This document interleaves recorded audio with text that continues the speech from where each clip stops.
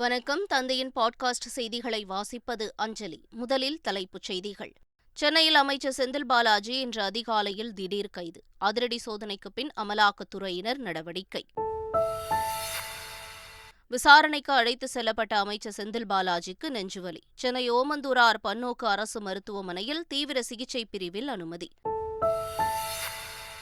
உதயநிதி ஸ்டாலின் உள்ளிட்ட அமைச்சர்கள் பலர் மருத்துவமனைக்கு வருகை. அமலாக்கத்துறையினரால் செந்தில் பாலாஜி துன்புறுத்தப்பட்டுள்ளதாக அமைச்சர்கள் குற்றச்சாட்டு. செந்தில் பாலாஜி கைது நடவடிக்கையை சட்டப்பூர்வமாக எதிர்கொள்ள திமுக நடவடிக்கை.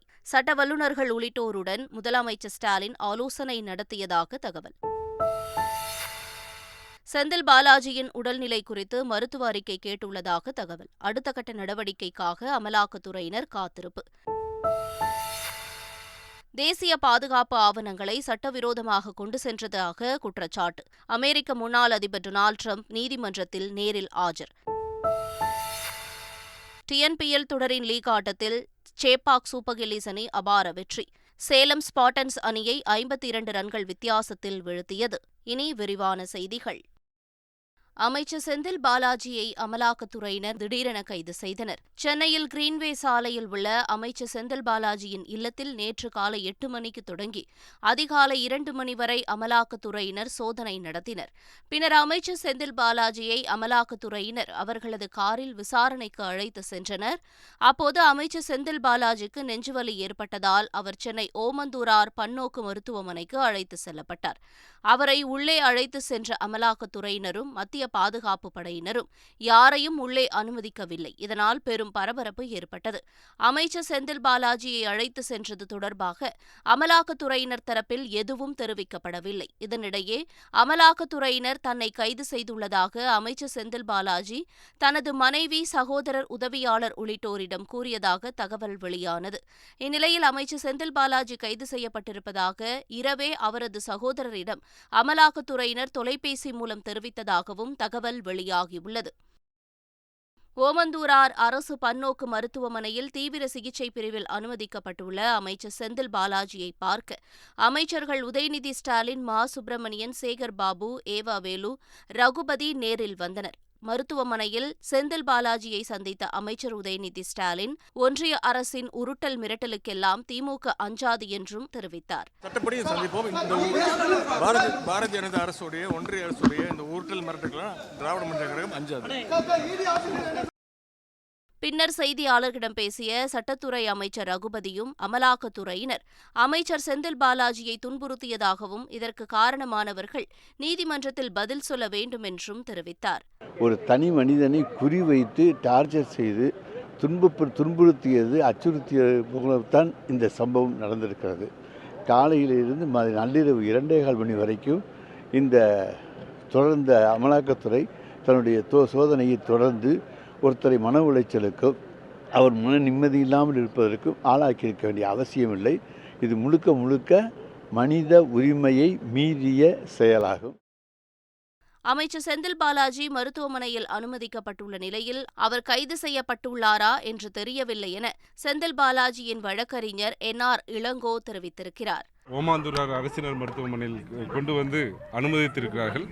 அவர் கைது செய்யப்பட்டிருக்கிறாரா அல்லது கைதுக்கான காரணங்கள் என்ன என்பது எதையும் அவருக்கும் தெரிய வைக்கவில்லை. அவருடைய உறவினர்கள், நண்பர்கள் யாருக்கும் தெரிவிக்கவில்லை. எனவே இதற்கு பிறகுதான் இடி என்ன செய்ய போகிறார்கள் என்பது குறித்து எங்களுக்கு தகவல் தெரியும். தெரிந்த பிறகு சட்டப்படியான நடவடிக்கைகள். அவரை பார்ப்பதற்கு யாரும் அனுமதிக்கப்படவில்லை. அதனால் அவர்கிட்ட எதையும் பேச எந்த வழக்குக்காக விசாரிச்சிருக்காங்கன்னு யாருக்குமே தெரியாது. கரூரில் மின்சாரத்துறை அமைச்சர் செந்தில் பாலாஜி, அவரது சகோதரர் வீடு உள்ளிட்ட இடங்களில் நேற்று காலை 8 மணி முதல் அமலாக்கத்துறை அதிகாரிகள் சோதனையில் ஈடுபட்டு வந்தனர். ஈரோடு சாலையில் உள்ள ரமேஷ் பாபு வீடு, செங்குந்தபுரம் பகுதியில் ஆடிட்டர் சதீஷ்குமார் அலுவலகம் உள்ளிட்ட 8 இடங்களில் மத்திய பாதுகாப்பு படை போலீசார் உதவியுடன் சோதனை நடைபெற்றது. 12 மணி நேரத்திற்கும் மேலாக நடைபெற்ற அமலாக்கத்துறையினரின் சோதனை நேற்றிரவு நிறைவு பெற்றுள்ளது.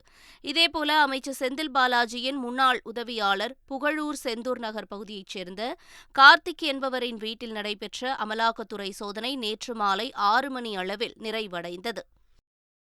அரசியல் ரீதியாக எதிர்கொள்ள முடியாதவர்களை புறவாசல் வழியாக அச்சுறுத்த பார்க்கும் பாஜகவின் அரசியல் செல்லுபடியாகாது என்று முதலமைச்சர் ஸ்டாலின் தெரிவித்துள்ளார். இதுகுறித்து அவர் வெளியிட்டுள்ள அறிக்கையில், அமலாக்கத்துறையினர் நடத்தி வரும் சோதனைக்கு அமைச்சர் செந்தில் பாலாஜி முழு ஒத்துழைப்பு தந்து வருவதாக முதலமைச்சர் ஸ்டாலின் தெரிவித்துள்ளார்.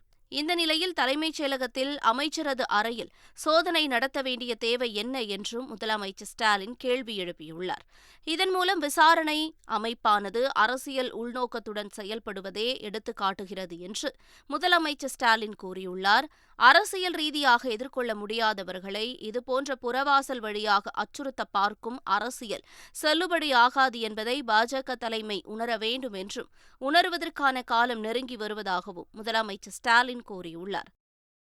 தமிழ்நாடு தலைமைச் செயலகத்தில் அமைச்சர் செந்தில் பாலாஜியின் அறையில் அமலாக்கத்துறையினர் சோதனை நடத்தினர். இதற்கு அகில இந்திய காங்கிரஸ் தலைவர் மல்லிகார்ஜுன கார்கே, மேற்கு வங்க முதல்வர் மமதா பானர்ஜி, டெல்லி முதல்வர் அரவிந்த் கெஜ்ரிவால் உள்ளிட்டோர் கண்டனம் தெரிவித்திருந்தனர். இந்நிலையில் கண்டனம் தெரிவித்த எதிர்க்கட்சித் தலைவர்களுக்கு முதல்வர் ஸ்டாலின் தனது டுவிட்டர் பக்கத்தில் நன்றி தெரிவித்துள்ளார். மேலும் பாஜகவின் அச்சுறுத்தும் தந்திரங்கள் மற்றும் ஜனநாயக விரோத தாக்குதல்களை உறுதியோடு எதிர்ப்போம் எனவும் முதலமைச்சர் ஸ்டாலின் குறிப்பிட்டுள்ளார். அதிமுக மாவட்ட செயலாளர்கள் ஆலோசனைக் கூட்டம் அக்கட்சியின் பொதுச் செயலாளர் எடப்பாடி பழனிசாமி தலைமையில் சென்னை வண்ணாரப்பேட்டையில் உள்ள தலைமை அலுவலகத்தில் நடைபெற்றது. இதில் முன்னாள் முதலமைச்சர் ஜெயலலிதாவின் நற்பெயருக்கு களங்கம் விளைவிக்கும் நோக்கத்தில் ஆங்கில நாளிதழுக்கு பேட்டியளித்துள்ள பாஜக மாநில தலைவர் அண்ணாமலைக்கு கண்டனம் தெரிவித்து தீர்மானம் நிறைவேற்றப்பட்டது. அண்ணாமலையின் கருத்து தொண்டர்கள் மற்றும் பொதுமக்கள் மனதில் மிகப்பெரிய கொந்தளிப்பை ஏற்படுத்தியுள்ளதாக தெரிவிக்கப்பட்டது. அரசியல் அனுபவமும் முதிர்ச்சியும் அற்ற அண்ணாமலை திட்டமிட்டு உள்நோக்கத்துடன் பொறுப்பற்ற முறையில் பேட்டியளித்துள்ளதாக கூட்டத்தில் கடும் கண்டனம் தெரிவிக்கப்பட்டது. அண்ணாமலையின் பேச்சு அதிமுக தொண்டர்களிடையே கொந்தளிப்பை ஏற்படுத்தியுள்ளதாக அதிமுக பொதுச் செயலாளர் எடப்பாடி பழனிசாமி கண்டனம் தெரிவித்துள்ளார். பாரதிய ஜனதா கட்சியின் மாநில தலைவர் திரு அண்ணாமலை அவர்கள் மாண்புமிகு புரட்சித் தலைவி அம்மா அவரின் நற்பெயருக்கும் புகழுக்கும் களங்கம் ஏற்படுத்தும் நோக்கத்தில் பொது வெளியில் ஏற்றுக்கொள்ள முடியாத திட்டமிட்டு உள்நோக்கத்துடன் அவதூறு கருத்தை பேட்டியாக கொடுத்துள்ளார். இதனால் தமிழகத்தில் வாழும் தெய்வமாக இருக்கக்கூடிய மாண்புமிகு தெய்வம் புரட்சித் தலைவி அம்மா அவருடைய தொண்டர்கள் மற்றும் பொதுமக்கள் மனதில் மிகப்பெரிய வேதனையும் மன உளைச்சலையும் கொந்தளிப்பையும் ஏற்படுத்தியுள்ளது. தமிழகத்தில் ஊழலற்ற மக்கள் நலன் சார்ந்த அரசு அமைவதை நோக்கியே எங்கள் அரசியல் பயணம் தொடரும் என்று தமிழக பாஜக தலைவர் அண்ணாமலை கூறியுள்ளார். இதுகுறித்து அவர் வெளியிட்டுள்ள அறிக்கையில், அதிமுக பொதுச் செயலாளர் எடப்பாடி பழனிசாமி தலைமையில் நடைபெற்ற மாவட்ட செயலாளர்கள் கூட்டத்தில் தமக்கு எதிராக தீர்மானம் நிறைவேற்றியிருப்பதை குறிப்பிட்டுள்ளார். ஆங்கில நாளேட்டுக்கு தாம் அளித்த பேட்டியை சரியாக புரிந்து கொள்ளாமல் அதிமுக தலைவர்கள் பேசுகிறார்கள் என்றும் அவர்களைப் போல தரம் தாழ்ந்து விமர்சனங்களை முன்வைக்க விரும்பவில்லை என்றும் அண்ணாமலை கூறியுள்ளார். தமது பேட்டியில் உண்மைக்கு புறம்பாக ஏதேனும் தவறு இருப்பதை சுட்டிக்காட்டினால் ஏற்றுக்கொள்வதில் தனக்கு தயக்கமில்லை என்றும் அண்ணாமலை கூறியுள்ளார்.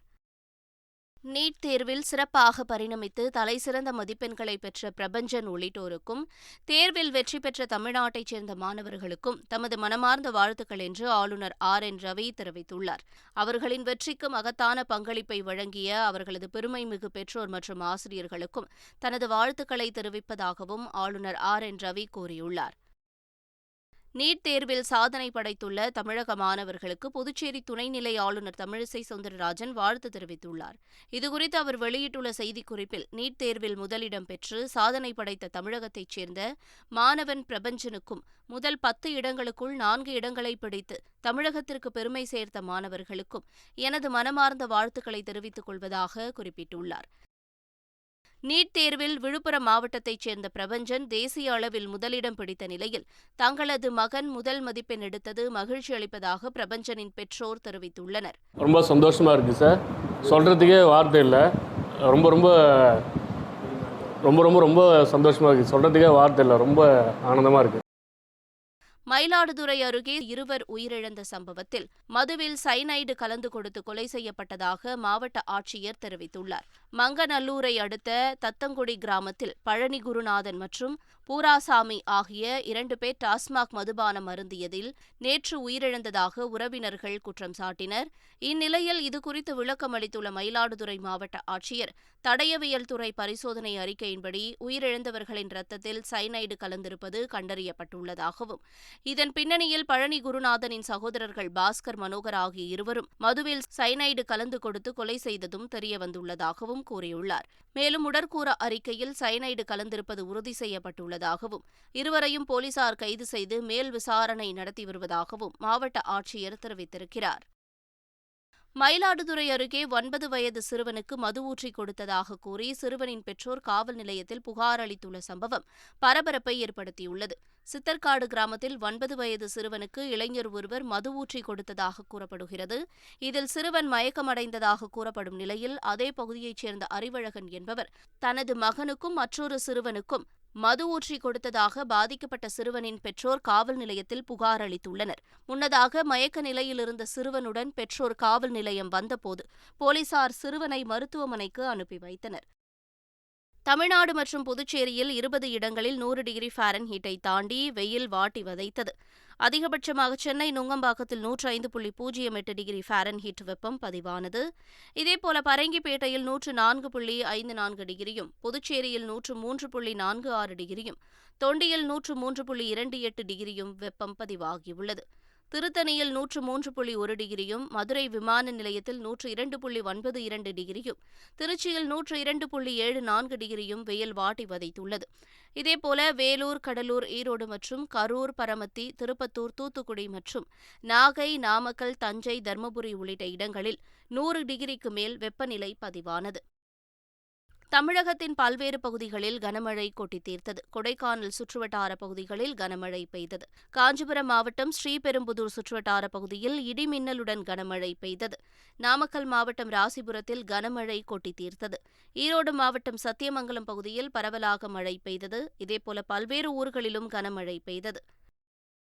பழனி முருகன் கோயிலில் பக்தர்களின் உண்டியலில் செலுத்திய காணிக்கை 4 கோடி ரூபாய் தாண்டியது. தொடர் விடுமுறை காரணமாக பழனி தண்டாயுதபாணி சுவாமி கோயிலில் பக்தர்கள் குவிந்தனர்.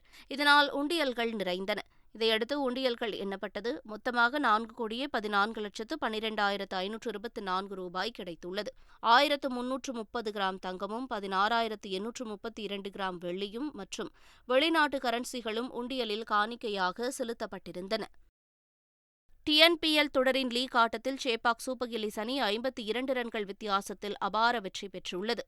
TNPL தொடரின் 2வது லீக் போட்டியில் நடப்பு சாம்பியன் சேப்பாக் சூப்பர் கில்லிஸ் அணியும் சேலம் ஸ்பார்டன்ஸ் அணியும் மோதின. இதில் முதலில் பேட் செய்த சேப்பாக் சூப்பர் கில்லிஸ் 217 ரன்கள் குவித்தது. அதனைத் தொடர்ந்து களமிறங்கிய சேலம் ஸ்பார்டன்ஸ் அணி 20 ஓவர் முடிவில் 9 விக்கெட்டுகள் இழந்து 165 ரன்கள் எடுத்தது. இதன் மூலம் 52 ரன்கள் வித்தியாசத்தில் சேப்பாக் சூப்பர் கில்லிஸ் அணி அபார வெற்றி பெற்றுள்ளது. அமெரிக்க அதிபர் பதவியிலிருந்து விலகியபோது அந்நாட்டு தேசிய பாதுகாப்பு ஆவணங்களை டொனால்ட் ட்ரம்ப் சட்டவிரோதமாக கொண்டு சென்றதாக குற்றச்சாட்டு எழுந்தது. இது தொடர்பான வழக்கில் விசாரணைக்காக அமெரிக்க முன்னாள் அதிபர் ட்ரம்ப் மியாமி நீதிமன்றத்தில் நேற்று ஆஜரானார். அப்போது அவர் போலீசாரால் தடுத்து நிறுத்தப்பட்டு கைது செய்யப்பட உள்ளதாக தகவல்கள் வெளியாகின. ஆனால் தம்மீதான அனைத்து குற்றச்சாட்டுகளையும் ட்ரம்ப் மறுத்தார். இதையடுத்து அவர் நீதிமன்றத்திலிருந்து காரில் வெளியேறினார். ட்ரம்பின் வருகையொட்டி நீதிமன்ற வளாகத்தில் பலத்த பாதுகாப்பு ஏற்பாடுகள் செய்யப்பட்டிருந்தன. நைஜீரியாவில் ஆற்றில் படகு கவிழ்ந்து விபத்திற்குள்ளானதில் 100க்கும் மேற்பட்டோர் உயிரிழந்துள்ளதாக தகவல் வெளியாகியுள்ளது. எக்பாட்டி என்ற கிராமத்தில் நடைபெற்ற திருமண நிகழ்ச்சியில் கலந்து கொண்டு குழந்தைகள், பெண்கள் உள்ளிட்டோர் படகு மூலம் சொந்த இடத்திற்கு திரும்பிக் கொண்டிருந்தனர். அப்போது ஆற்றில் படகு கவிழ்ந்ததில் 100க்கும் மேற்பட்டோர் நீரில் மூழ்கி உயிரிழந்ததாக கூறப்படுகிறது. உடல்கள் மற்றும் உயிருடன் தவிப்பவர்களை மீட்கும் பணிகள் நடைபெற்று வருவதாக உள்ளூர் மக்களும் போலீசாரும் தெரிவித்துள்ளனர். மீண்டும் தலைப்புச் செய்திகள்.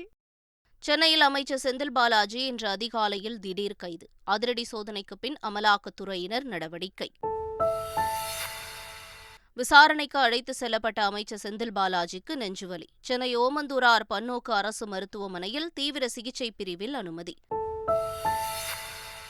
உதயநிதி ஸ்டாலின் உள்ளிட்ட அமைச்சர்கள் பலர் மருத்துவமனைக்கு வருகை. அமலாக்கத்துறையினரால் செந்தில் பாலாஜி துன்புறுத்தப்பட்டுள்ளதாக அமைச்சர்கள் குற்றச்சாட்டு. செந்தில் பாலாஜி கைது நடவடிக்கையை சட்டப்பூர்வமாக எதிர்கொள்ள திமுக நடவடிக்கை. சட்ட வல்லுநர்கள் உள்ளிட்டோருடன் முதலமைச்சர் ஸ்டாலின் ஆலோசனை நடத்தியதாக தகவல். செந்தில் பாலாஜியின் உடல்நிலை குறித்து மருத்துவ அறிக்கை கேட்டுள்ளதாக தகவல். அடுத்த கட்ட நடவடிக்கைக்காக அமலாக்கத்துறையினர் காத்திருப்பு. தேசிய பாதுகாப்பு ஆவணங்களை சட்டவிரோதமாக கொண்டு சென்றதாக குற்றச்சாட்டு. அமெரிக்க முன்னாள் அதிபர் டொனால்டு டிரம்ப் நீதிமன்றத்தில் நேரில் ஆஜர். TNPL தொடரின் லீக் ஆட்டத்தில் சேப்பாக் சூப்பர் கில்லிஸ் அணி அபார வெற்றி. சேலம் ஸ்பாட்டன்ஸ் அணியை 52 ரன்கள் வித்தியாசத்தில் வீழ்த்தியது. இத்துடன் பாட்காஸ்ட் செய்திகள் நிறைவடைந்தன.